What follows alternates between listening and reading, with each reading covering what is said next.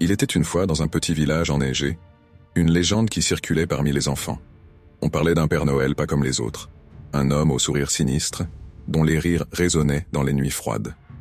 Ce n'était pas le Père Noël jovial que l'on voyait dans les magasins, mais un tueur masqué qui se glissait dans les maisons pour se venger des enfants désobéissants.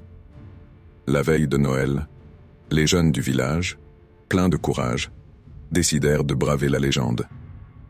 Ils se réunirent dans la maison de Sophie, une fille intrépide qui ne croyait pas aux contes de fées. « C'est juste une histoire pour faire peur aux enfants », disait-elle en riant. Mais alors que la nuit tombait, un frisson de terreur parcourut le groupe. Soudain, un bruit sourd retentit à la porte. Les enfants échangèrent des regards inquiets. « C'est sûrement juste le vent », tenta de rassurer Lucas, mais sa voix trahissait son anxiété. Sophie, poussée par sa curiosité, s'approcha de la porte et l'ouvrit lentement. À l'extérieur, la neige tombait en silence, mais une silhouette noire se tenait là, un grand sac sur l'épaule. C'était le Père Noël, mais ses yeux brillaient d'une lueur maléfique. « Oh oh oh !»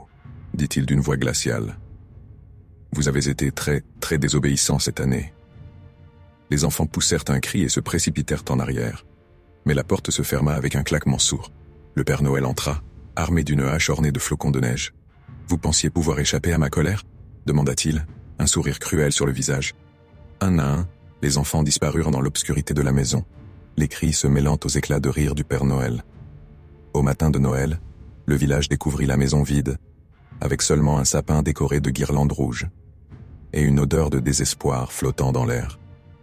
Depuis ce jour, la légende du Père Noël tueur hante encore les nuits d'hiver, un avertissement pour tous ceux qui pensent que les histoires de Noël sont juste des contes, car parfois, la réalité peut être bien plus terrifiante que la fiction.